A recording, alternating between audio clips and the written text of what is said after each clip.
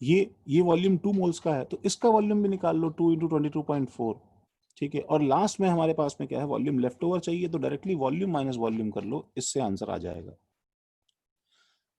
ठीक है। इसमें कोई दिक्कत नहीं है ना भाई। Find weight of 11.2 litres of SO2 at STP। अब ये उल्टा सवाल कर रहा है, वॉल्यूम दे रहा है, मास पूछ रहा है, मास पूछ रहा है। तो एक बात हमने लास्ट क्लास में क्या सीखी बताओ, सब्ट्रैक्टेड मास। मास क्यों सब्ट्रैक्ट किया आर्यन? सुनो, मास सब्ट्रैक्ट करने का तो ज्यादा लॉजिक नहीं है ना यार, तुम मास में कन्वर्ट करके वापस से नंबर में कन्वर्ट होना पड़ेगा ना। ठीक है, गलत नहीं है, बट बेस्ट कन्वीनियंट मेथड इस सवाल को करने के तो यही है ना यार, कि तुम सब कुछ मोल्स में कन्वर्ट करो, वो सबसे अच्छी बात है ना, सबसे इजी, सबसे जो है अच्छा तरीका सब कुछ मोल्स में कन्वर्ट करने का है ना, ठीक है। सब चीज़ों को मोल्स में कन्वर्ट करो, इससे क्या है, सबसे फास्ट तुम जल्दी से जल्दी अलजेब्रिक जो भी कैलकुलेशन है वो कर सकते हो। अच्छा, और हमारे पास में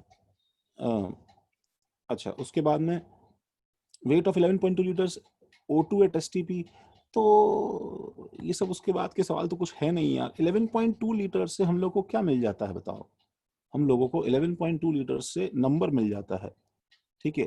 तो नंबर मेरे पास में 11.2 divided by 22.4 is equal to 1/2 moles है। नंबर मेरे पास 1/2 मोल्स है, ठीक है। नंबर मेरे पास में 1/2 मोल्स है, बट किसका नंबर है, किसका नंबर है, ये डिसाइड करेगा कि मास कितना है।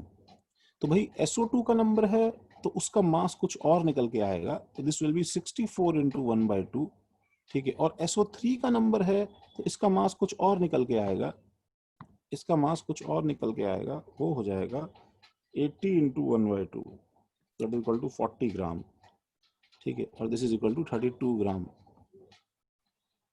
32 ग्राम, ठीक है। तो आई थिंक यहां तक तो कोई दिक्कत नहीं होगी। अच्छा, आइस 7 देखो, आइस 7 में क्या है हमारे पास में, 5.6 litres of gas weighs 5 gram at STP। अब ये थोड़ा सा अनयूजुअल सवाल है। मैंने तुम्हें हमेशा क्या सिखाया है कि वो सवाल की वैरायटी कैसे क्रिएट करते हैं, वो सवाल की वैरायटी ऐसे क्रिएट करते हैं कि भाई तुमको तुमको क्या है कि ये जो डायग्राम है, ठीक है, इसके अंदर से वो तुम्हें रैंडमली क्या करेंगे, दो चीजें देंगे और थर्ड चीज पूछेंगे, रैंडमली दो चीजें देंगे और थर्ड चीजें पूछेंगे। हाँ, ये गैस नियॉन है, हाँ हाँ।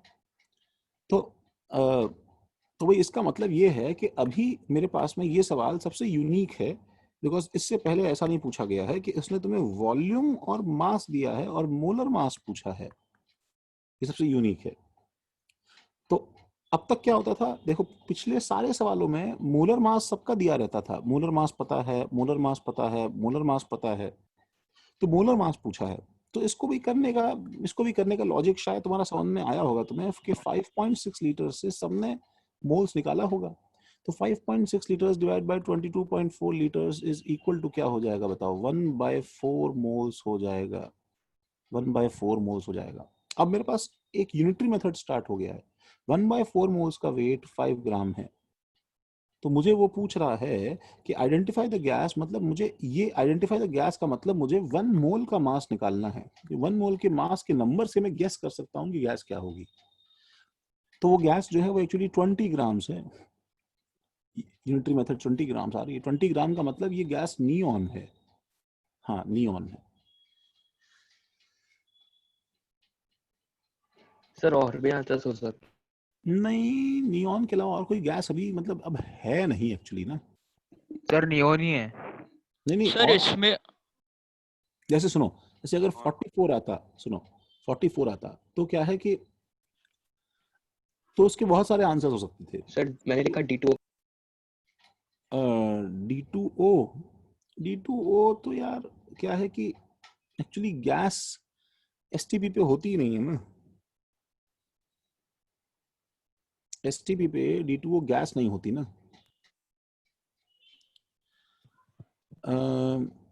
हाँ द्वैत, कौन सा वाला, हाँ 7 फिर से बता रहा हूँ, सुनो मेरी बात सुनो, देखो देखो देखो भाई, तुमने जो रटा है उससे बताओ हमें क्या समझ में आता है। नहीं नहीं आर्यन, ऐसा नहीं है। चलो एक बार के लिए सवाल ये मान के चलो कि तुम्हें तो भाई वो 4 ऑप्शन देगा ना, A B C D, तो कम से कम मोलर मास निकालने के बाद तो इनमें से मार्क कर सकते हो, उसमें कोई दिक्कत नहीं है ना यार। ठीक है, देखो 5.6 लीटर्स गैस का मतलब क्या है अद्वैत? अद्वैत 5.6 लीटर्स गैस का मतलब क्या है? तुम्हें पहले समझना है कि ये इतना सा इंफॉर्मेशन एसटीपी पे जो 5.6 लीटर्स गैस तुम्हें दे दिया है, ये तुम्हें बेसिकली नंबर दे दिया है। The problem is same as a 0.25 mole of substance. देखो ये सवाल और ये सवाल सेम है। 0.25 mole of substance weighs 5 gram, identify the sample. ठीक है, जिसको भी डाउट है यहाँ पे पहले इसको देखे कि ये सवाल और ये सवाल बिल्कुल सेम है, जो मैंने लिखा है और जो अभी वहां पे प्रिंटेड है। तो अब इसका मतलब ये सवाल तो काफी आसान है ना यार। 0.25 मोल ऑफ सब्सटेंस का 5 ग्राम है, तो एक मोल का कितना होगा तुम्हें यही तो बताना है। तो मोल्स इज इक्वल टू क्या होता है बताओ? Mass by molar mass, mass by molar mass. Moles equal to mass by molar mass है। तो मोल्स कितना है? 0.25 है। मास कितना है? 5 ग्राम है, डिवाइडेड बाय x मान लो। तो x इक्वल टू क्या हो जाएगा? 0.25, सॉरी 5 डिवाइडेड बाय 0.25। क्या लिख रहा हूं यार मैं? समझ गए ना यार? क्यों समझेगा भाई अद्वैत?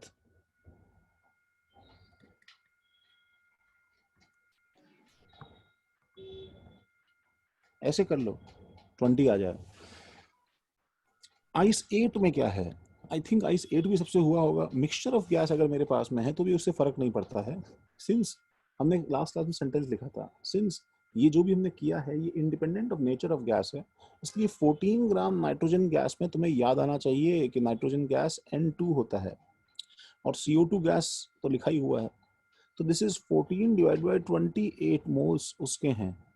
14 डिवाइड बाय 28 मोल्स इसके अंदर 14 डिवाइड बाय 28 मोल्स N2 के हैं, plus 22 divided by 44 moles CO2 के हैं। तो हमारे पास में एक ऐसा बीकर है, ठीक है, जिसके अंदर क्या है भाई? जिसके अंदर हमारे पास में दो गैस हैं, ठीक है, जिसके अंदर हमारे पास में दो गैस हैं। तो CO2 भी इसके अंदर है, ठीक है, और N2 भी इसके अंदर है, और दोनों का कंबाइंड मोल्स जो है ये 1 निकल के आता है। This is equal to 1। ठीक है, तो बस 1 मोल टोटल मेरे पास आ गया, 1 मोल। सुनो, तो irrespective of composition of nature of gas कैसा भी हो, नेचर और कंपोजिशन, हम डायरेक्टली बोल देंगे कि volume is equal to 22.4 litres.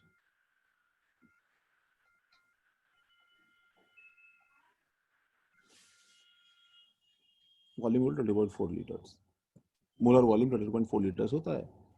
Ice 9 से देखो, हम देख रहे हैं। अच्छा, आइस 9 में क्या है? आइस 9 में मैं तुम्हें एक सैंपल बताता हूं, देखो, ठीक है।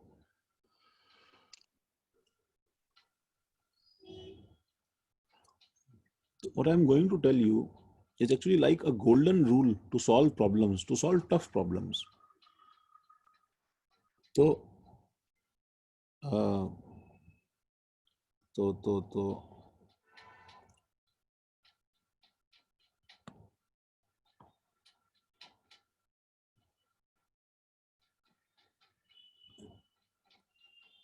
सुनो, इसको क्या है? आइस 9, हाँ आइस 9 इजी है, आई नो आइस 9 बहुत इजी है। अच्छा, आइस 9 तो इजी है। मुझे बताओ कि किसी ने ये आइस 12 का आंसर निकाला गया? Yes sir. ओके, कितना आंसर आया? 1 सेकंड सर बता। Sir, volume of O2 616 ml अच्छा, 660 ml। और volume of O3 56 ml. हाँ सही बात है, ठीक है। वॉल्यूम ऑफ O3 मेरा है 3.36 into 10 to power -1 लीटर। थोड़ा सा गड़बड़ है, लेकिन हाँ मैं ये बोलूंगा यहाँ पे कि यू ओजोन ऑक्सीजन क्या है, नहीं नहीं नहीं नहीं नहीं, बता रहे हैं, देखो एक बार देखो, ध्यान से देखो। तो what you are going to witness, what you are going to witness is actually the foundation of solving, ठीक है, many such problems जो हमें साइकोलॉजिकली टफ लगती हैं, लेकिन एक्चुअली मैं बताऊं वो बिल्कुल टफ नहीं होती हैं। तो मैं यहाँ पे देखो बोर्ड पे दो जो है कैटेगरी बनाता हूँ, ऐसी घटिया लाइन डिवीजन हुआ है कि मैं यहाँ पे बोर्ड पे इस बोर्ड को दो पार्ट में डिवाइड करता हूँ, ठीक है, और जो है यहाँ पे दो जो है कैटेगरी बनाता हूँ। एक जो है कैटेगरी वो है इजी कैटेगरी, ठीक है, वो है इजी कैटेगरी। तो इजी कैटेगरी क्या है? इजी कैटेगरी ये है कि मैं तुम्हें एक सवाल दे दूं कि मैं तो कुछ ऐसा सवाल दे दूं कि भाई मेरे पास में एक लड़के का मास 80 किलो है, जो तुमने देखा नीचे नीचे जो सवाल लिखे हुए हैं। एक लड़की का मास जो है वो 60 kg है, ठीक है, और क्या बोलते हैं 6 गर्ल्स एंड 4 बॉयज का टोटल मास बताओ कितना होगा। ये जो है ये एक्चुअली बहुत ही इजी कैटेगरी है, ये एक्चुअली बहुत ही इजी कैटेगरी है। तो तुम इसका आंसर जो है वो तुरंत निकाल लेंगे, हम सब लोग सॉल्व कर सकते हैं इस बात को, कितना भी डिसइंटरेस्टेड बच्चा है लेकिन इसको हैंडल कर सकता है, ठीक है। तो आंसर हो जाएगा 6 into 60 प्लस 4 into 80, ठीक है, तो 360 प्लस कितना हो जाएगा 320, तो 980 समझ में आ रहा है मुझे, 980 किलो, ये हमारा टोटल मास हो जाएगा। 6 सर 6 मैं ये इसीलिए ये सब मैं अवॉइड करता हूँ ना, एकदम बेइज्जती हो जाती है एकदम। चलो, तो अब इसी जो है देखो कैटेगरी का सवाल क्या है, ये एक्चुअली वो वाला सवाल है, कौन सा, अपना आइस 9, ठीक है ना। आइस 9 जो है वो एक्चुअली इसी कैटेगरी का सवाल है। आइस 9 में क्या है कि तुमको ये दिया हुआ है कि 0.2 मोल्स O2 हैं और 0.8 मोल्स SO2 हैं। 0.2 मोल्स किसके हैं, O2 के हैं, एंड 0.8 मोल्स जो हैं वो SO2 के हैं, और मुझे इसमें टोटल वेट निकालना है, फाइंड टोटल वेट, ठीक है। तो हम सब इस सवाल को इतनी ही ईज से कर सकते हैं ना, क्योंकि क्या है कि ये सब मोल्स और मॉलिक्यूल्स आते ही क्या है ना, कुछ ना कुछ साइकोलॉजिकली इतना इजी नहीं है जितना गर्ल्स बॉयज से ऑब्वियस हमारे सामने फिजिकल ऑब्जर्वेशन से दिखाई दे रहा था। तो हम जानते हैं इसके अंदर, बताओ गर्ल का एनालॉग कौन है, गर्ल का एनालॉग कौन है बताओ, O2, ये हमारा गर्ल है, और बॉय का एनालॉग कौन है, SO2, ठीक है। और 6 गर्ल्स का एनालॉग क्या है, 6 का एनालॉग ये जो है नंबर 6 की तरह है, ठीक है, और ये जो नंबर है ये एक्चुअली नंबर ऑफ बॉयज की तरह है, 4 बॉयज और 6 गर्ल्स, और टोटल वेट हम लोग वैसे ही निकाल सकते हैं। तो इसका answer basically 0.2 into 32 plus 0.8 into 64 से आंसर आ जाएगा। अब मैं तुम्हें, ठीक है देखो, अब मैं तुम्हें टफ सवाल देता हूं। तो टफ सवाल में अंदर क्या दिक्कत है भाई, ठीक है, टफ के अंदर क्या प्रॉब्लम है, टफ के अंदर मैं तुम्हें बस कुछ नहीं करने वाला हूं, मैं तुम्हें रिवर्स सवाल देने वाला हूं, दैट्स इट, ठीक है। तो जब मैं वो रिवर्स सवाल इसमें दूंगा तब तो तुम फिर भी कर सकते हो, लेकिन जब मैं इसमें देता हूँ रिवर्स सवाल तो एकदम से मतलब कुछ ना कुछ हो जाता है, मतलब कुछ, ठीक है, पैरालाइज हो जाएगा तुम्हारा बॉडी, एंड लगने लगेगा बाप रे बाप मुझसे हो नहीं रहा है, मैं जो समझ नहीं पा रही हूँ। तो इसके अंदर का सवाल तुम्हारे सामने लिखा हुआ था, ठीक है, वो था कि अगर जो है 10 स्टूडेंट्स की क्लास है, ठीक है, 10 स्टूडेंट्स की क्लास है, ठीक है, एंड ईच बॉय का मास जो है वो 80 kg है, एंड ईच गर्ल का मास जो है वो एक्चुअली 60 kg है, ठीक है। तो अब मैं तुमसे कुछ चीजें यहाँ पे डिफरेंट तरह से पूछूंगा। मैं तुमसे पूछ रहा हूँ कि number of boys and girls जो हैं ये बताओ कितना है, या weight of boys and girls बताओ कितना है। मैं तुमसे ऐसे सवाल पूछ रहा हूँ, तो हम सब इस सवाल को कर सकते हैं। क्यों भाई मनीष? अरे देखो आंसर लिख दिया आयुष ने, परेशान होके जो है। हाँ आयुष, आयुष बस बस बस कर रहे हैं आयुष। नहीं, इस बार तो आर्यन ने लिखा है।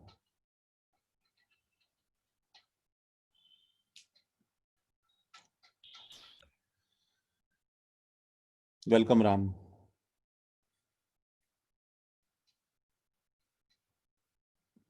तुम ए क्यों नहीं लगाते हो पीछे पे, सिर्फ इतना क्यों लिख के आते हो? वो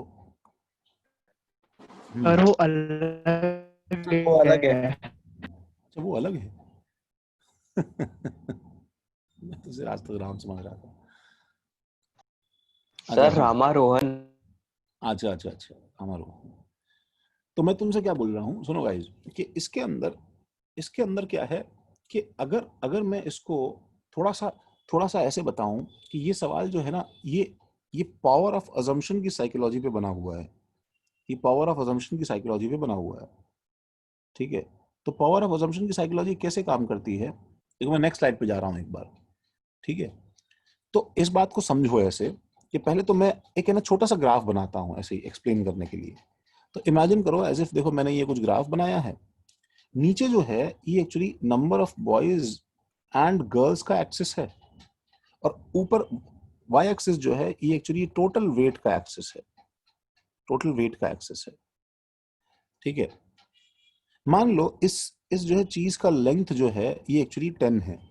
समझो, मेरे मेरे साथ रहना, और थोड़ा हम इसको फीलिंग खेल रहे हैं, ठीक है? कोशिश करना फील करने की, ठीक है? तो किसी भी पॉइंट पे जब मैं यहाँ पे सपोज एक पॉइंट बनाता हूँ, यहाँ पे जब मैं पॉइंट बनाता हूँ, तो मान लो ये वाला डिस्टेंस जो है ये तुम्हें नंबर ऑफ बॉयज बता देता है, और ये वाला डिस्टेंस जो है ये तुम्हें नंबर ऑफ गर्ल्स बता देता है। ऐसा सोचो। तो मतलब देखो, मैं इस स्लाइडर को जब स्लाइड करूंगा लेफ्ट और राइट, तो बताओ मैं बेसिकली क्या कर रहा हूँ? When I slide this slider left to right, तो मैं क्या करता हूँ फिजिकली? इसका मतलब क्या है कि मैं नंबर ऑफ बॉयज और गर्ल्स क्या कर रहा हूँ बताओ? चेंज कर रहा हूँ, राइट? मैं नंबर ऑफ बॉयज और गर्ल्स चेंज कर रहा हूँ ना। भाई मैं स्लाइडर को थोड़ा सा इधर लेके आ जाऊंगा तो क्या हो जाएगा? गर्ल्स क्या हो जाएंगी बताओ? ज्यादा, क्योंकि देखो ये वाला लेंथ बढ़ जाएगा ना, ठीक है? और बॉयज क्या हो जाएंगे? कम हो जाएंगे। ये बात सबको समझ में आती है कि बताओ? हम ऐसे एक मशीन बनाते हैं अपने लिए। तो अगर मैंने स्लाइड करते करते स्लाइडर को सपोज यहाँ टच करवा दिया सपोज, तो ये वाला पॉइंट क्या हो जाएगा बताओ? बॉयज जीरो हो जाएंगे। जीरो हो जाएगा सर। बॉयज जीरो हो जाएंगे, और सारी की सारी क्या हो जाएंगी? गर्ल्स हो जाएंगी। सबकी सब गर्ल्स हो जाएंगी। अब सारी गर्ल्स अगर 10 की 10 गर्ल्स हो गई बताओ, तो उसका वेट कितना हो जाएगा? 600. वेट 600। 600। तो देखो मैं यहाँ पे पॉइंट मार्क 600 करता हूँ, देखो 600, लेट से मैंने 600 पॉइंट मार्क कर दिया, ठीक है? अब देखो मैंने स्लाइडर उधर लेके जाके मैंने सपोज स्लाइडर को यहाँ टच कर दिया, तो क्या हो जाएगा? ये गर्ल्स अरे कितनी हो बॉयज जाएंगी? जीरो। गर्ल जीरो हो जाएंगी। और बॉयज कितने हो जाएंगे? 10। तो उस समय वेट क्या हो जाएगा? 800। तो मैं यहाँ पे पॉइंट मार्क करता हूँ, देखो 800, 800। एंड मैं तुम्हें ये फील करवाना चाहता हूँ दैट ये 600 से ये 800 की जो जर्नी है, ये एक्चुअली एक लाइन, एक है ना हाइपोथेटिकल ग्राफ कवर कर रहा है ऐसे, देखो ऐसे। एंड दिस लाइन रिप्रेजेंट्स, बताओ दिस लाइन रिप्रेजेंट्स व्हाट? बताओ मुझे। Sir, increase in number of boys. So maximum and minimum. नहीं, समझे नहीं? हाँ वो तो ठीक है। This line represents, Total weight. सुनो, हाँ, लोग total weight at different compositions, total weight at different compositions ये लाइन रिप्रेजेंट करती है। सुनो, और तुम जहां भी खड़े होते हो नीचे, सपोज तुम्हारा मन आज ये वाला कंपोजिशन निकालने का है, तुम इस पॉइंट को ऊपर लेके जाओ, ऊपर लेके जाओ, और ऊपर लेके यहाँ पे हिट कर दो। और जब इसको हिट करोगे तो बताओ एक पर्टिकुलर वैल्यू ऑफ वेट बनेगा या नहीं बनेगा? जी सर। Yes sir. एक इसका मतलब मुझे बताओ कि एक fixed point on X axis, जैसे देखो एक fixed point on X axis बोलो बोलो बोलो, रुक जाओ रजत, रुक जाओ, पहले समझो, सुनो। Fix point on X axis, बताओ एक fixed point on Y axis निकालता है, ठीक है, तो एंड वाइस वर्सा भी करता है। इसका मतलब हमें ये समझना है पहले तो फीलिंग वाइज कि एक जैसे एक fix number of boys and girls का रेशियो, ठीक है, एक फिक्स्ड टोटल वेट निकालता है, एक फिक्स्ड टोटल वेट निकालता है, टोटल वेट निकालता है। राइटिंग और ज्यादा चढ़ती जा रही है धीरे दिन ब दिन। वैसे ही देखो नालायक को, वैसे ही जो है वाइसे वर्सा भी हमें याद रखना है, ये चीज इंपॉर्टेंट है।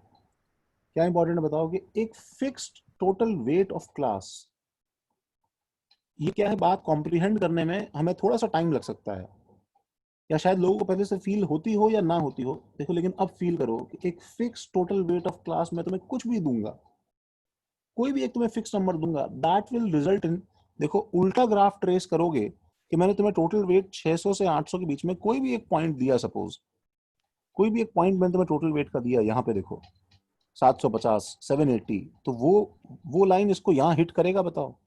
और यहाँ हिट करके जब तुम नीचे जाओगे तो बताओ ये फिक्स कंपोजिशन गर्ल्स और बॉयज का आएगा ही नहीं आएगा? हाँ, हम लोग प्रोपोर्शन निकाल पाएंगे। लेकिन नहीं नहीं, देखो ना, अगर तुम्हें ये पता है कि टोटल 10 है तो तुम ये भी निकाल सकते हो ना एग्जैक्टली कितने हैं। ये एम्पिरिकल हाँ होने सर, वाला सिस्टम थोड़ी जी है। सर। हाँ हाँ, तो अगर फिक्स टोटल वेट मेरे पास में है, ठीक है, तो that will result in a fixed composition. ये बात सही है कि नहीं है? तो होता क्या है पता है, ये वाला जो सवाल है, जब तुम यहां से यहां जाके यहां जाते हो तो this problem is actually easy. ये बात समझो, ये तो इजी है। और ये वाला जो सवाल है, जब तुम यहां से यहां जाके यहां आते हो, तो ये वाला प्रॉब्लम क्या है पता है? ये वाला प्रॉब्लम टफ है, क्योंकि सुनो, क्योंकि तुम्हें इस टफ वाले के लिए क्या करना पड़ता है बताओ? अज्यूम करना पड़ता है क्या? एक्स। ये बिना अज्यूम के नहीं हो सकता है। तुम्हें इस टफ वाले के लिए एक्स अज्यूम करना पड़ेगा, ये बिना अजम्पशन के नहीं होगा। ये मैंने सिंपल से सवाल को इतना कॉम्प्लिकेटेड में बताया है जो पीछे तुम्हें करना था, ठीक है। तो बताओ, तुम्हें सपोज मैं तुमसे सवाल पूछता हूँ इसी जो है सवाल के अंदर कि नंबर ऑफ बॉयज कितने हैं, बताओ। क्या हुआ, क्या हुआ? कुछ बोल रहे हो बच्चे क्या? तो सपोज देखो, तुम्हें नंबर ऑफ बॉयज निकालने हैं, तो अजम्पशन कैसे काम करेगा बच्चों, बताओ। अजम्पशन ऐसे काम करेगा कि नंबर ऑफ बॉयज निकालने हैं तो तुम बस अज्यूम कर लो। क्या अज्यूम कर लोगे बताओ? Assume number of boys as x.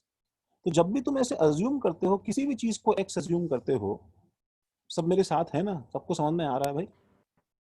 Ji sir. हाँ सर, हाँ सर। आ रहा है। एक मिनट आ चुप रहा रहो। है। अरे, जिनको आ रहा है वो तो हाँ ही बोलेंगे ना यार। कोई मुझे बताए, ठीक है, मैं तुम्हारा नाम नहीं लूंगा, मुझे बताए कि जिसको नहीं समझ में आया तो वो बोल सकता है, और क्या समझ में नहीं आया अगर वो बोल सकता है, टाइप कर सकता है। तुम्हें बनाना है कि नहीं बनाना, उसे बाद में बताता हूँ। पहले मैं तुम्हें फीलिंग देने की कोशिश कर रहा हूँ, ठीक है, चलो। अच्छा देखो, तो ऐसे ऐसे है ना, सब सवालों में क्या होता है, जनरली तुम्हारे पास में दो डेटा गिवन रहता है। जनरली तुम्हारे पास में दो डेटा गिवन रहता है, ठीक है। हमेशा एक काम किया करो, टू डेटाज आर गिवन, ठीक है, दो डेटा गिवन रहता है। तो तुम हमेशा क्या किया करो बताए, कि जैसे तुम्हें यहाँ पे क्या गिवन है बताओ? यहाँ पे तुम्हें गिवन है 10 स्टूडेंट्स हैं, 10 स्टूडेंट्स हैं, और टोटल वेट कितना है बताओ? 680 kg है। ये तुम्हें दो डेटा गिवन है, ठीक है। तो भाई, जैसे मुझे नंबर ऑफ बॉयज पूछा, तो इसका रूल ये है कि ऑलवेज, रूल ये है, फर्स्ट रूल, कि ऑलवेज स्प्लिट वन डेटा। एक डेटा को स्प्लिट कर लो, ऑलवेज स्प्लिट वन डेटा, ठीक है, एज एक्स। एक को एक्स मान लो और टोटल माइनस एक्स मान लो, ऐसा। और उसके बाद में अप्रोच सेकेंड डेटा, उसके बाद में अप्रोच सेकेंड डेटा, ठीक है, जिसको यूज नहीं किया है उसको अप्रोच करो। जैसे मैं इसको सॉल्व करूं तो मैं नंबर ऑफ स्टूडेंट्स को क्या मान लेता हूं बताओ? मान लो एक्स नंबर ऑफ बॉयज हैं, जब तुमने x नंबर ऑफ बॉयज मान लिया है तो बताओ नंबर ऑफ गर्ल्स कितनी हो जाएंगी? नंबर ऑफ गर्ल्स हो जाएंगी, या तो तुम नंबर ऑफ गर्ल्स को अभी लिख दो कि वो 10 माइनस एक्स है। जब तुमने इसको x और 10 माइनस एक्स माना तो बताओ, डोंट यू थिंक तुमने ये वाला डेटा यूज कर लिया है? दिस इज ओवर नाउ, इसका कोई काम नहीं है, बिकॉज ये इस वैल्यू के अंदर इनकॉर्पोरेट हो गया है।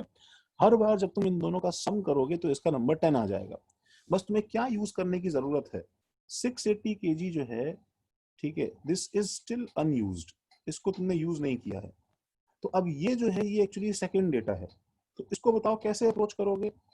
किसी तरह से ऐसा इक्वेशन बनाओ एज इफ तुम्हें x पता होता तो तुम क्या इक्वेशन बनाते? तुम लिखते x इंटू 80 प्लस बताओ क्या 10 माइनस एक्स इंटू 60 इंटू 60, ठीक है, इज इक्वल टू 680। इससे हमारे पास में एक सिंगल शॉट में x निकल के आएगा।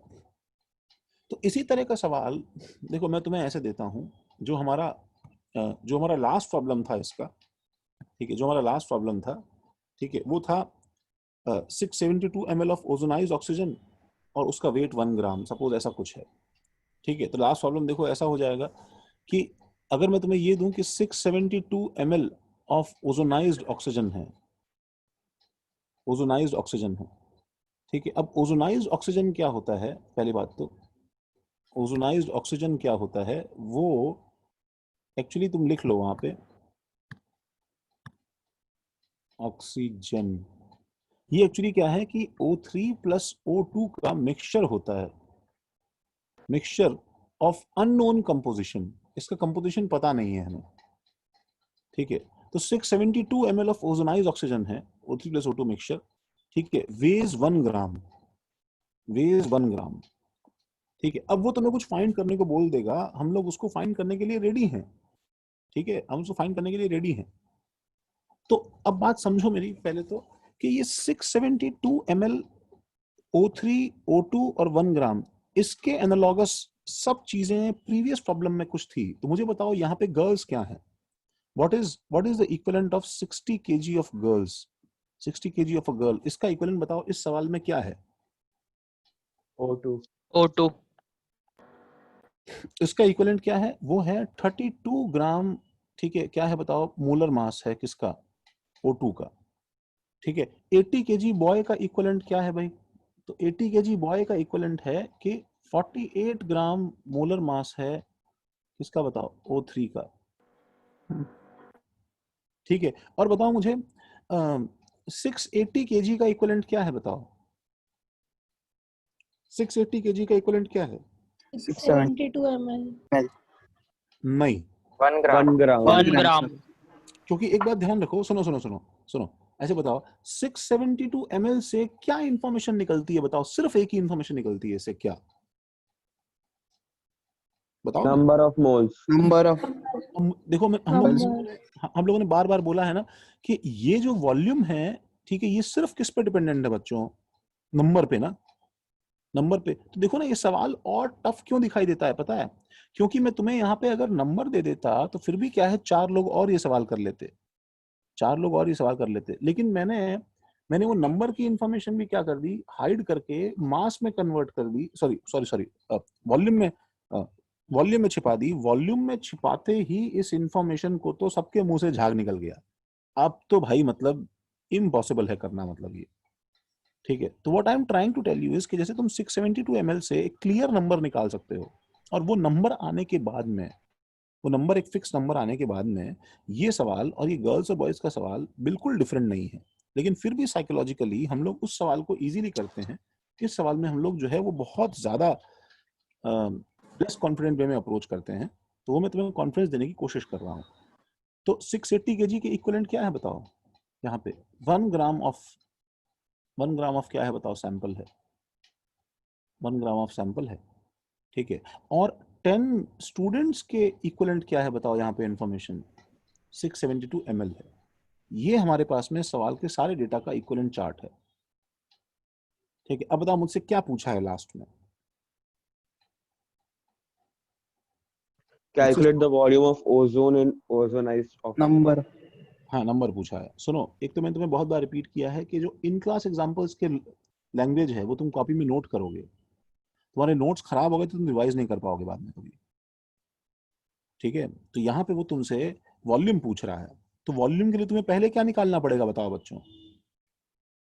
तुम्हें वॉल्यूम के लिए पहले क्या निकालना पड़ेगा? Moles moles moles moles moles moles moles moles देखो देखो, तो अब तुम्हें ये भी समझना है, देखो मैं नीचे ऑफिशियली तुम्हें लिखवा रहा हूँ कि अगर तुमसे नंबर और वॉल्यूम पूछा जाए, ये भी बात कॉमन सेंस की है, एक्स मानना एक्चुअली एक कला है, it is art.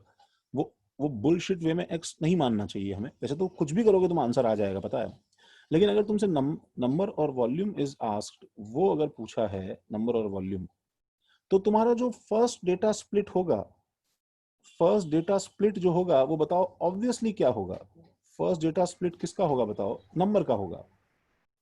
First data split तुम्हारा नंबर का होगा। अगर तुमसे मास पूछा है, if mass of O3 is asked, जैसे मैं इसको ऐसे लिखवाता हूं, देखो फर्स्ट ऑफ ऑल तो क्या कर लो, 672 ml से नंबर निकाल लो, उसके बाद हम बात करते हैं, ठीक है? तो पहले तो टोटल मोल्स के लिए सॉल्यूशन देखो, मैं यहां से शुरू कर रहा हूं। टोटल मोल्स के लिए बताओ, कुछ मत लिखो अभी, सिर्फ देखो, मैं लिखने का टाइम दे दूंगा तुम्हें। टोटल मोल्स के लिए मुझे बताओ क्या हो जाएगा? 0.672 लीटर्स। अब सबको इतना तो याद रहता है ना भाई, गिवन वॉल्यूम में मोलर वॉल्यूम करना होता है 122.4 लीटर्स। इसमें कोई डाउट? इसका आंसर कितना आता है वैसे? 3 into 10 की पावर माइनस 0.03 0.004 04 मोल। 3 4 नहीं हो सकता था। सर 3 है। कैसे डिवाइड करते हो यार? 3 है अपने साथ साथ मेरी बेइज्जती करवाते हो। उससे 3 है। हाँ सर 3 है। हाँ हाँ सर ये पर एनटीपी पे है 24 होगा। हाँ, एलटीपी दिया है क्या? अरे हाँ मैंने सर। बोला अरे था बट सेम एज्यूम कर सर पर सेम लेना था ना।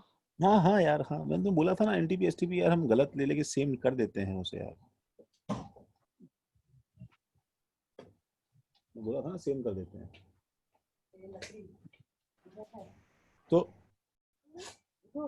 तो ये जब अच्छा सेम ले लिया, तो अब मेरे पास में बताओ सवाल रीफ्रेम हो गया है कि एक 0.03 mole of O3 and O2 का मिक्सचर है, जिसका वेट कितना है बताओ? 1 ग्राम है। बस अब बताओ मेरे पास में ये वाला ग्राफ आया कि नहीं आया? देखो ये वाला ग्राफ आया कि नहीं आया? बिकॉज अब मेरे को, अब मुझे इसका टोटल वेट मालूम चल गया है, और ये टोटल वेट जो है ये मुझे एक डेफिनेट कंपोजिशन देगा नीचे जाने पे, ठीक है? कि इसके अंदर इतना O2 और इतना O3 ही होना चाहिए, तभी ये 1 ग्राम वेट जनरेट कर सकते हैं। Just to make you more feeling wise aware, तो मैं ज्यादा जो है फील देने के लिए मैं ऐसे ही पूछता हूं कि अगर ये सारा का सारा O3 होता 0.03, सारा का सारा O3 होता, तो अगर 0.03 मोल्स O3 के होते तो बताओ वेट कितना होता? इसका वेट कितना होता? 0.03 इंटू 48 कितना होता है? 1.44 ग्राम होता है क्या बताओ? हाँ सर। और सारा का सारा अगर ये O2 होता, अगर बताओ 0.03 मोल्स अगर O2 के होते तो कितना होता बताओ? 0.96। तो बताओ, मैं तुम्हें जो सैंपल दूंगा डेफिनेटली उसका टोटल वेट इन दोनों मैक्सिमम और मिनिमम वेट के बीच में लाई करेगा कि नहीं करेगा? हाँ सर। हाँ। तो ये नंबर, ये देखो ये नंबर कंसिस्टेंट है कि नहीं उन दोनों नंबर्स के बीच में? ये कहीं ना कहीं आ रहा है ना। जी सर। अगर ये 1.44 से बड़ा नंबर मैं तुम्हें देता ना यहाँ पे, तो ये इनकंसिस्टेंट प्रॉब्लम हो जाता, मतलब इसके फिर रैंडम नेगेटिव सॉल्यूशंस आ जाते, या इससे छोटा देता तो इनकंसिस्टेंट हो जाता। तो इतनी सारी डिस्कशन के बाद में what I want is that you should assume, बस the message is you should assume, and you should always know कि जब भी वो तुम्हें मिक्सचर टाइप प्रॉब्लम देता है जिसमें 2 डेटा देता है और तुम्हें पीछे जाना होता है अज्यूम करके, ठीक है? तो तुम उसमें कैसे चीजों को अज्यूम करो, एक को x मानो, ठीक है, और उसी डेटा को x टोटल माइनस x में स्प्लिट करो और सेकंड डेटा को अप्रोच करो। तो जैसे अभी क्या है मेरे पास में, देखो अभी क्या है मेरे पास में, अब अगर उसने ये पूछा मुझसे, ठीक है, अगर उसने मुझसे ये पूछा कि नंबर ऑफ O3 बताओ, तो पता है मैं क्या बोलूंगा? मैं पहले तो x मोल्स किसके मानूंगा बताओ? O3 के। फिर 0.03 माइनस x मोल्स किसके मानूंगा बताओ? बोलो। O2 के। और फिर मैं किसको अप्रोच करूंगा बताओ? क्या चीज अभी तक यूज नहीं की मैंने कि इसका वेट कितना है? 1 ग्राम। तो मेरी इक्वेशन क्या बन जाएगी बताओ? 0.03 माइनस एक्स इंटू 32 प्लस, देखो मैं क्या बना रहा हूं, टोटल वेट की इक्वेशन लिख रहा हूं, टोटल वेट बस ऐड कर रहा हूं, प्लस एक्स इंटू 48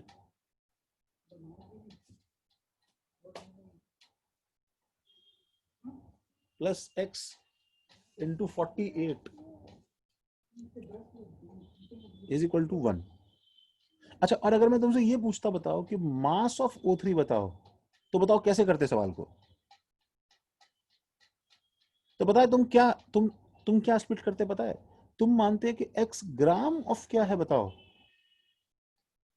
O3, क्योंकि देखो मुझे जो ढूंढना है ना, मैं बेशरम बन के उसको x मान लूंगा, बस बात खत्म।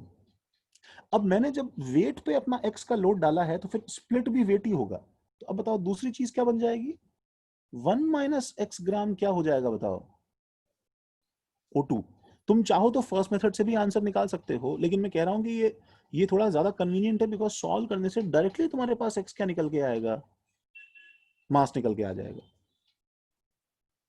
तो इसका मतलब ये हुआ ना, बताओ कि x ग्राम O3 और 1 माइनस एक्स ग्राम O2 तुमने मान लिया। अब बताओ तुम किसको अप्रोच करोगे, बोलो किसको अप्रोच करोगे?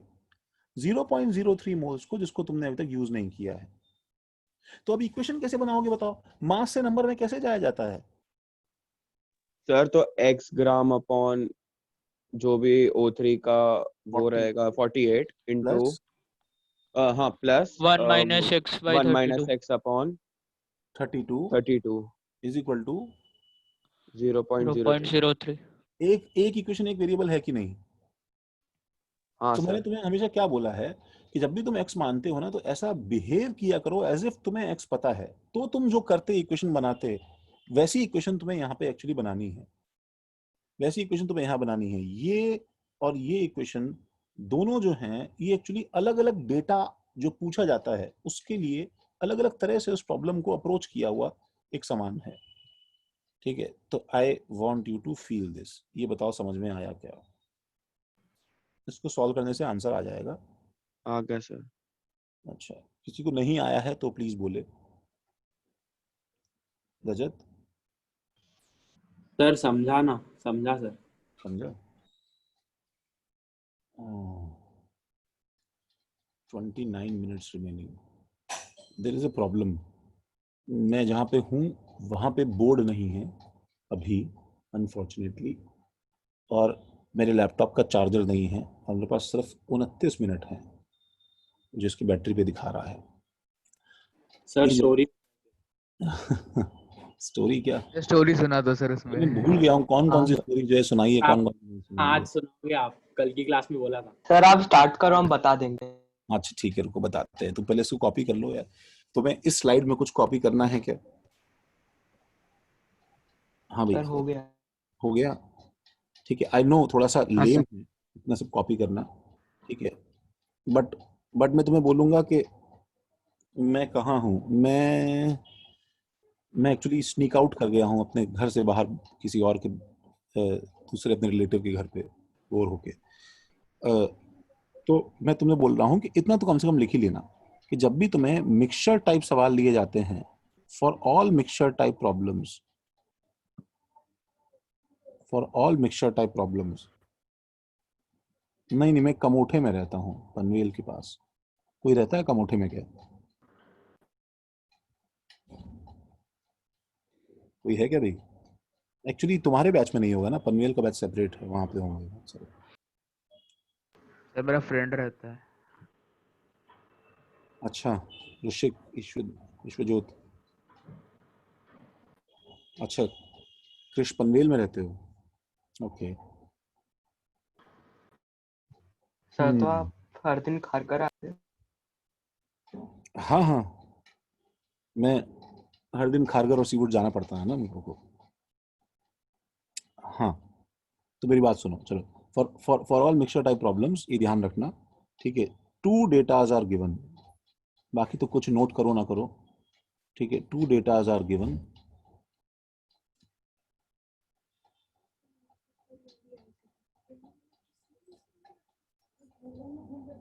2 data are given. Split one data as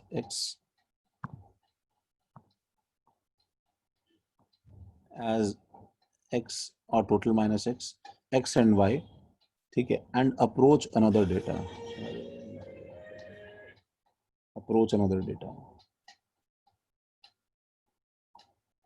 ठीक है। जब ये हो जाए तो बताओ, नेक्स्ट स्लाइड लेके जाता हूँ। हेलो,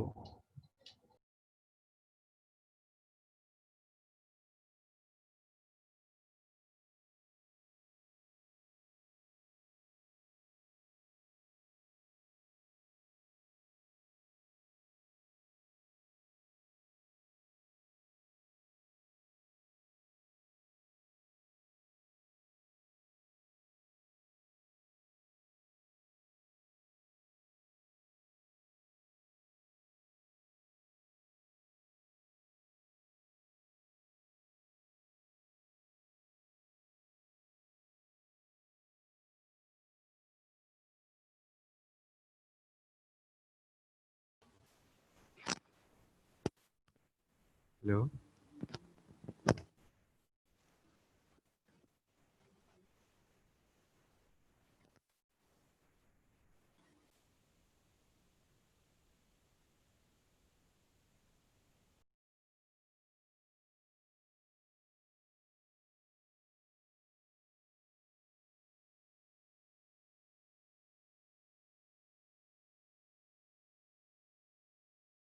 हाँ भाई, सॉरी। तो हाँ हम खाकर में देखेंगे ना, चिंता क्यों कर रहे हो। देखो भाई, ये सबने ये तो खैर कुछ नहीं है, कुछ ऐसी खास बात नहीं है, वो खाली सोचने के लिए था। ये भाई, ये वाला पार्ट अगर नोट करना है इसमें कुछ तो कर लो जल्दी से, 2 मिनट दे रहा हूँ। हाँ आर्यन, क्या बोल रहे हो? आइस 12 का आंसर ना, हम आइस 12 बस अभी देखो सॉल्व कर रहे हैं ना। तो बताओ मुझे, अभी उसने वॉल्यूम पूछा है ना, ठीक है, वॉल्यूम पूछा है तो मुझे मास तो पूछा नहीं है। वॉल्यूम पूछा है तो मैं इस लॉजिक से अप्रोच करूंगा। तो इस लॉजिक से आंसर मैं सॉल्व करूं तो बताओ क्या आता है। ये इस इक्वेशन को सॉल्व करना है मुझे। तो 32 ये हो जाएगा 0.03x।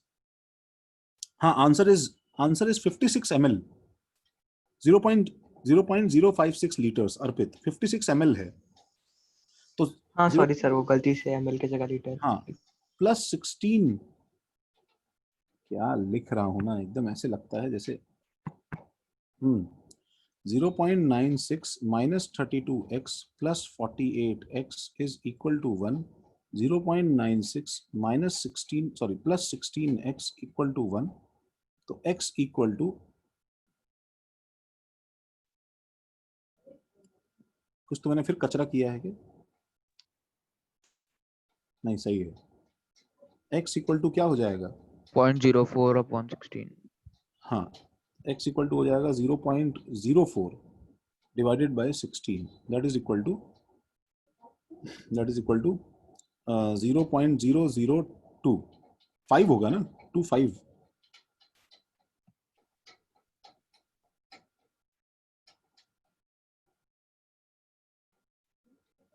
पॉइंट 002 आ रहा है क्या? नहीं सर, यही आ रहा है। Point यही है सर, चलिए सही है सर, सही है। 0.0025 मोल्स। सही है सर।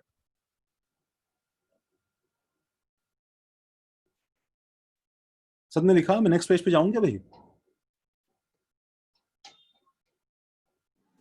तो कोई भी मिक्सचर टाइप सवाल आए तो देखो आगे से ध्यान रखना ये बात, ठीक है राधिका? Yes sir. अच्छा, अब नेक्स्ट पेज पे जाते हैं। तो इसका आंसर बाय द वे हो जाएगा, volume of O3 is equal to 0. अब वापस से उसको कन्वर्ट कर लो, 25 इंटू, क्योंकि मोल्स है, इंटू 22.4 लीटर्स कर लो, या फिर 0.0025 इंटू 22.4 इंटू 1000 कर दोगे तो ये ml बन जाएगा। ये देख लेना, ये कन्वीनियंट है। ये 56 ml निकल के आता है। हम एक सवाल से बहुत कुछ चीजें सीख सकते हैं, ठीक है। चलो खैर, फिलहाल ये इसका तरीका है। तुम चाहो तो पता है इसको डायरेक्टली वॉल्यूम स्प्लिटिंग से भी कर सकते थे। तुम इसी सवाल को ऐसे भी कर सकते थे कि तुम 672 ml को डायरेक्टली क्या करते पता है, तुम लिख देते VML क्या है, VML ऑफ O3 और 672 माइनस VML क्या है बताओ, O2। ये भी एक अप्रोच है। और फिर इससे तुम डायरेक्टली वेट की इक्वेशन बनाते तो आंसर तुम्हारे पास 56 आ जाता है। ठीक है, तो इसको तुम इक्वेशन कैसे बनाते बताओ, V/1000 किया लीटर्स अपॉन 22.4 किया ये मोल्स, और मोल्स में इनटू 48 किया ये वेट। ये यहाँ पे यहाँ से यहाँ तक क्या हो गया, वेट ऑफ O3 हो गया। देखो इसको, प्लस 672 माइनस V अपॉन 1000 किया लीटर्स अपॉन क्या किया बताओ, अपॉन 22.4 किया मोल्स और इनटू 32 किया, ये क्या हो जाएगा, वेट ऑफ O2 हो जाएगा। और दिस इज इक्वल टू 1 करोगे तो एक बार में तुम्हारे पास में V इक्वल टू 56 आ जाएगा। ये भी अप्रोच है, वो भी अप्रोच है, सीधा स्प्लिट करो, वैसे स्प्लिट करो, बस मानो तुम। ठीक है, please sir 1 minute, last slide पे जाओ ना। X मानो,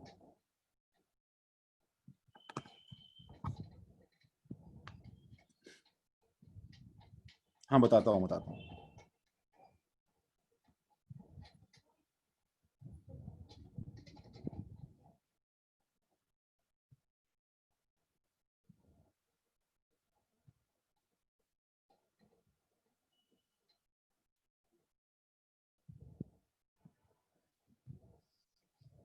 जल्दी करो भाई, जल्दी करो, मैं तुम्हें स्लाइड भेज दूंगा, थोड़ा बहुत बाकी है तो उसमें से कॉपी कर लेना तुम यार। ठीक है, स्पेशली आज तो भाई अलग ही सीन है। हटाऊं रजत? हाँ सर हटा दो। ठीक है, मैं तुम्हें स्लाइड भेजूंगा ना सेव करके, सेव करने लायक बैटरी तो बच जाए। चलो देखो इसको, देखो अरे सोचने दो यार, मैं आज जो है थोड़ा प्लान बनाऊंगा ना जोए, ऐसे कैसे याद आएगी मुझे यार, बहुत सारी चीजें हैं। तो देखो ये क्या है, नेक्स्ट पेज पे जाओ और हम लोग का लेक्चर यहाँ पे ये एंड होता है and we are about to see, ठीक है, लेक्चर 4। और लेक्चर 4 के अंदर देखो लॉज ऑफ केमिकल कॉम्बिनेशन जो है, ये हमारा बस एक छोटा सा पार्ट है जो तुमने अपने प्रीवियस क्लासेस के अंदर बहुत बार देखा है, laws of chemical combination. Lecture 4 के बाद की पीडीएफ में तुम्हें दूंगा। ठीक है, 4 लेक्चर हुए हैं, 3 से 4 लेक्चर और हैं मोल के, मैं पीडीएफ दूंगा तुम्हें। लॉज ऑफ केमिकल कॉम्बिनेशन, तो लॉज ऑफ केमिकल कॉम्बिनेशन में सबसे पहला है law of mass conservation. Law of mass conservation, तुम्हें इसका स्टेटमेंट भी नहीं लिखवाऊंगा तुम्हें, बिकॉज तुम सबको मालूम है लॉ ऑफ मास कंजर्वेशन क्या है। ठीक है ना, ठीक है ना पलक? लॉ ऑफ मास कंजर्वेशन जो है वो पलक हो ना?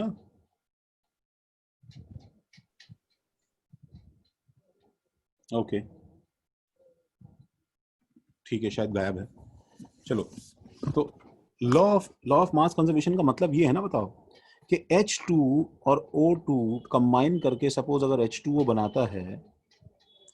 बनाता है तो मास कंजर्वेशन तुम्हें कब दिखाई देगा? वो तुम जब इसे बैलेंस करोगे, सबको बैलेंसिंग आती है इसकी, तो भाई यहाँ पे 1 लगाया तो यहाँ पे मेरे पास में 2 हो जाएगा, और यहाँ पे 2 है तो यहाँ भी 2 हो जाएगा। ठीक है, तो ऑब्वियसली देखो मोल्स पे नहीं लगता है कंजर्वेशन, तो मोल्स के पॉइंट ऑफ व्यू से, ठीक है, मोल्स के पॉइंट ऑफ व्यू से अगर मैं बोलूं तो यहाँ पे देखो क्या लिखा हुआ है इस बैलेंस केमिकल इक्वेशन में, ये लिखा हुआ है कि 2 moles of H2 and 1 mole, ये तुम्हें लिखना है, छापना शुरू कर दो, 1 mole of O2 are consumed, ये पूरे के पूरे कंज्यूम हो जाते हैं, and produce 2 moles of H2O, 2 moles of H2O। ये चीज जो है,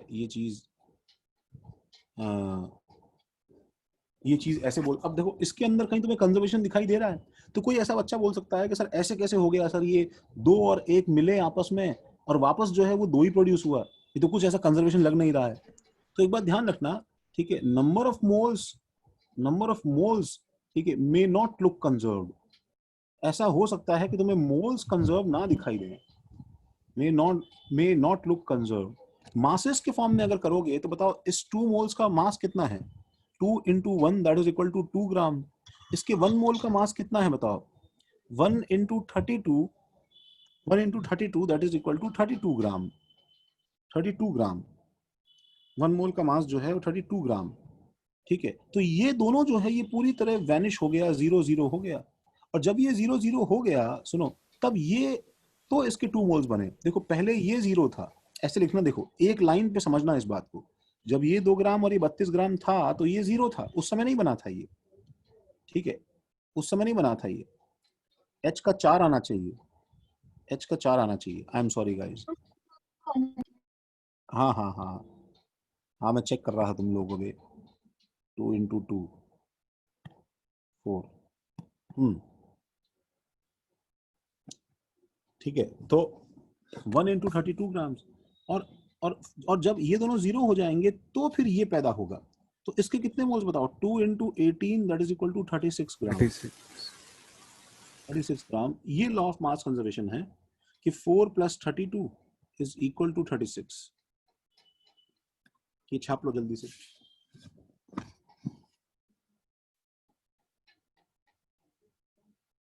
छापो जल्दी, छापो छापो छापो। इसका मतलब ये हुआ ना, बताओ, कि balancing of chemical reaction is based on law of mass conservation.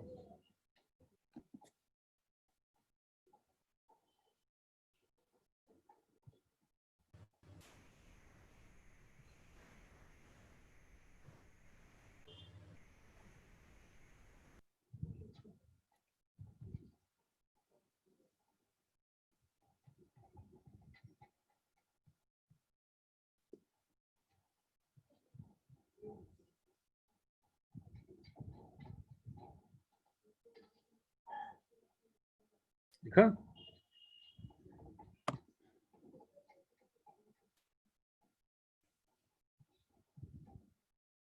Yes sir. अच्छा,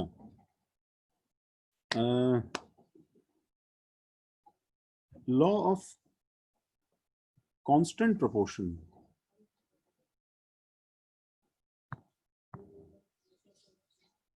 लॉ ऑफ कांस्टेंट या डेफिनेट प्रोपोर्शन। डेफिनेट प्रोपोर्शन, ठीक है, ये भी स्टेटमेंट में लिखवाता हूं। ठीक है, स्टेटमेंट ये है कि leave questions of vapour density in the PDF. हाँ अभी रुक जाओ, अब अगर आज अगर हो जाता है वेपर डेंसिटी, ओ वेपर डेंसिटी, हाँ अब होगा वेपर डेंसिटी। अगर आज वेपर डेंसिटी होता है तो ठीक है, तो उसके सवाल छोड़ देना तुम पीडीएफ में से। तो लॉ ऑफ कांस्टेंट या डेफिनेट प्रोपोर्शन क्या है कि भाई ratio of masses of elements, ठीक है। अब ये masses of elements हैं, और या फिर तुम बोलो उसे number of atoms,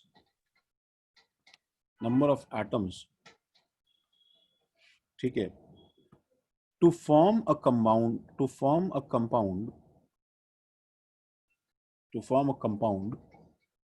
ठीक है, remains same everywhere irrespective of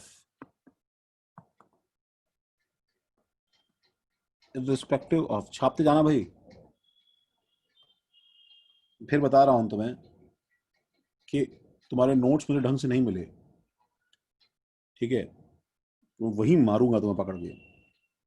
same everywhere irrespective of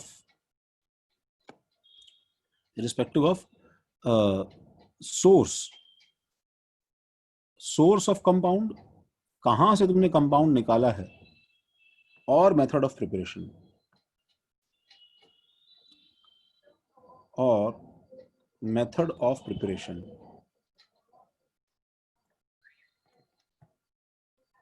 वो रेशियो सेम रहेगा। ये बात हमें समझनी है पहले। दैट मीन्स एक वो H2O के अंदर, ठीक है, मासेस का रेशियो हमेशा क्या रहेगा बताओ?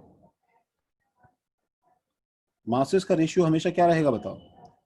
2 ग्राम इज टू 16 ग्राम रहेगा। दैट इज 1:8 का रेशियो रहेगा। और दूसरा नंबर का रेशियो हमेशा क्या रहेगा? 2:1 रहेगा। ये दो चीजें जो है ये बोलता है, इतनी सी बात है। इस पे सवाल तुम्हारे पीडीएफ में जो सब्जेक्टिव में है वो एक्चुअली कुछ ऐसे हैं बच्चों कि जैसे उसने एक रैंडम वेट दे दिया है कि टोटल वेट, सपोज मैंने तुम्हें टोटल वेट दे दिया कि 30 ग्राम वाटर है, 30 ग्राम H2O है। तो बताओ अब 30 ग्राम H2O है तो तुम्हें जब रेशियो मालूम है तो तुम इस रेशियो में इस नंबर को डिवाइड करना तो जानते हो ना। तो x और 8x माना और इस पे इक्वेशन लगा दिया, ठीक है। तो ऑब्वियसली अगर वेट दिया है तो इसको तुम वेट में डिवाइड करोगे, अगर नंबर देता मैं तुम्हें एटम्स के तो तुम उसको नंबर में डिवाइड करते।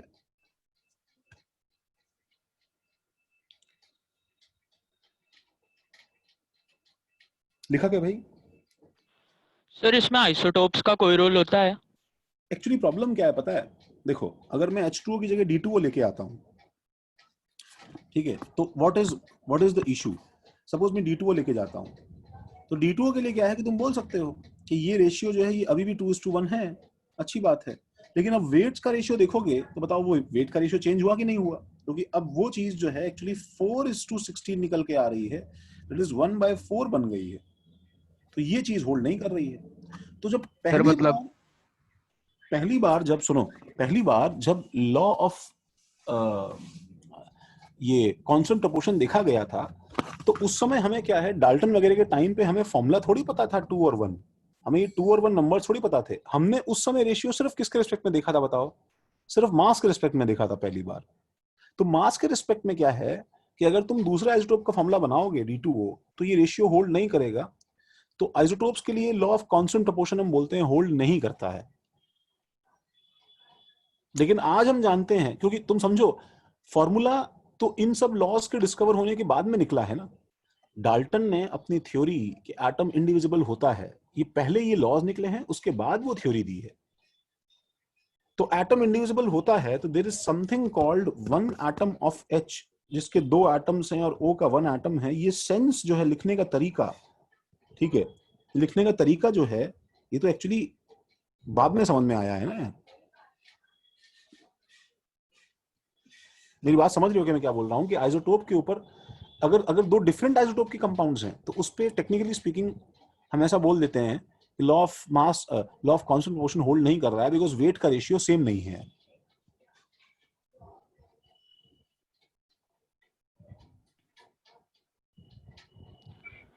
सर मतलब अगर क्लोरीन किसी के साथ कंपाउंड बना रहा है तो उसके दोनों मास के लिए अलग अलग सैंपल मिलेंगे ना? दोनों आइसोटोप्स के लिए सर मतलब वो KCl के रिस्पेक्ट में बोल रहा है, मतलब अगर क्लोरीन के 2 आइसोटोप होंगे तो हाँ, पोटेशियम दोनों के मास, कंबाइन। दोनों कंपाउंड की एटॉमिसिटी सेम होगी लेकिन मासेस अलग अलग होंगे, तो कंपोजिशन मास का भी अलग अलग होगा। तो भाई अगर एक आदमी सिर्फ वेट मेजर कर सकता है, सिर्फ वेट मेजर कर सकता है, तो वो तो कंक्लूड यही करेगा ना कि law of definite proportion hold नहीं कर रहा है यहाँ पे। अगर कोई नंबर नहीं देख सकता है तब वो तो ये कंक्लूड करेगा ना कि डेफिनेट प्रोपोर्शन नहीं है। उसे तो समझ में आएगा ना कि दूसरा भाई ये वो वाला वेट पे रेशियो में रिएक्ट नहीं कर रहा है।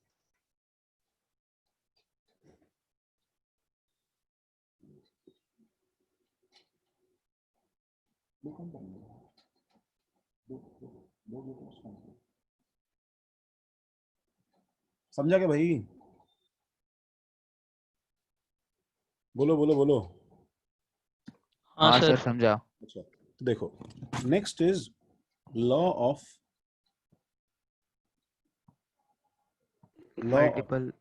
Multiple proportion. ये बड़ा टेढ़ा मेढ़ा लॉ है। पहले बताओ कि अच्छा कोई मुझे बताएगा हिंदी में क्या है ये? सर वही ना कि मतलब अगर N2O सब लिए तो फिर नाइट्रोजन सब लिया, नाइट्रोजन ऑक्साइड, नाइट्रोजन डाइऑक्साइड सब लिया तो फिर उसका मतलब कांस्टेंट रहता है। ऐसे और तो नहीं दूसरे का जो बताओगे, दूसरे का होता तो मल्टीपल हो जाता है। तुम्हें किसी को इम्प्रेस करना है तो थोड़ा सा ढंग से पुट करोगे ना यार, हाँ और ढंग से पुट कर दो।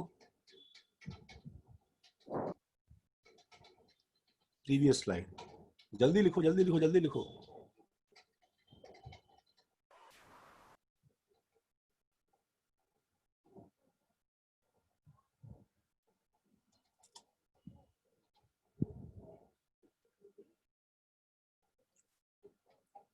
हाँ सूरज हो ना पाएगा लगता है।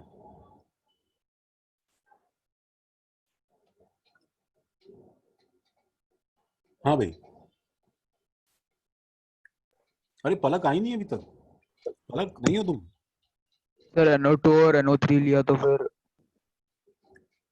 रुक जाओ। नाइट्रोजन का हाँ हाँ हाँ हाँ हाँ सर हाँ। मतलब एक 14 एलिमेंट रहता है। अगर दूसरे एलिमेंट के साथ एक से ज्यादा कंपाउंड बनाएगा हम्म, तो उसका मास फिक्स रहेगा, तो उसका रेशियो सेम रहेगा मासेस का। ढंग से बता नहीं पा रहे हो। सर NO2 और NO3 का अगर एग्जांपल लेते तो फिर हम्म, नाइट्रोजन दोनों में 14 होता है और ऑक्सीजन 32 और 48 होता है, तो ऐसे लेंगे तो फिर वो लॉ ऑफ मल्टीपल प्रोपोर्शन होता है। अच्छा सर रेशियो एक सिंपल होल नंबर में अच्छा फॉर्म में चलो पता चलो है। चलो देखो लिखो लिखो लिखो। वो लॉ ये बोलता है कि if two elements form more than one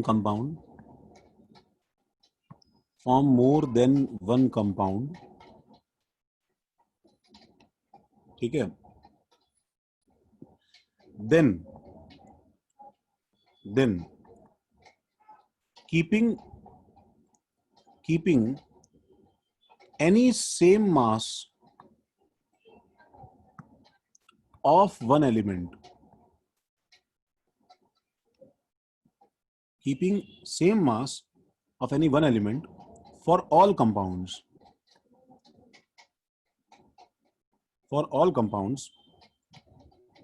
will result in different mass। बोलो ये बात समझ में आती है क्या? different masses of other element, दूसरे एलिमेंट के मासेस जो हैं वो डिफरेंट हो जाएगा। सर ये डाल्टन लॉ भी यही है ना? डाल्टन लॉ जो है वो ये डाल्टन्स लॉ के जो 4 पॉइंट्स हैं वो सब इन लॉज के ऊपर निकले हैं। मतलब सुनो, डाल्टन ने अपनी सारी जो थ्योरम्स हैं वो सब इन्हीं लॉज के बेसिस पे डिफाइन किए। मतलब समझाता हूँ कैसे डिफाइन की है, ठीक है। तुम कहाँ थी पलक? मैं तुम्हें ढूंढ रहा था कब से। देखो अच्छा, तो keeping any same mass of one element for all compounds will result in different masses of other element। तो जो दूसरा एलिमेंट के मासेस डिफरेंट आए हैं, these different masses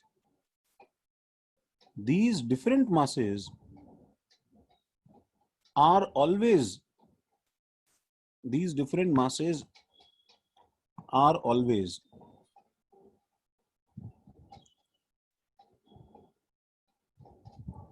always in integral ratio. ये बहुत ही छोटी सी चीज है, ठीक है, लेकिन इस चीज के रिपरकशन जो हैं वो बहुत ज्यादा हैं। तो वो बहुत ज्यादा रिपरकशन कैसे हैं वो देखो एक बार, ठीक है। इसको जरा कॉपी करो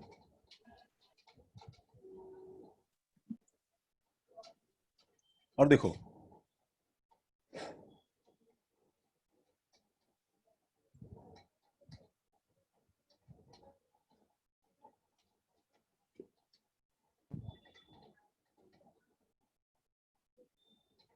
सबने लिखा? सर ये समझा नहीं सर पूरा। हाँ समझा नहीं, बताता हूँ क्या है। सर बेसिकली ये कुछ ऐसा बोल रहा है क्या कि अगर हम NO ले, NO2 ले, NO3 ले तो O का रेशियो 1:2:3 आ रहा है, वैसा कुछ? अगर तुम एक एलिमेंट का मास फिक्स कर दो तो हाँ भाई, तो N का तो सेम ही रहेगा ना, N1 ही है ना। सर मैंने मतलब वही बोला पहले। नहीं, सुनो, मैं तुम इसको ढंग से बता नहीं पा रहे हो। देखो ये चीज बोलना बहुत जरूरी है, ठीक है।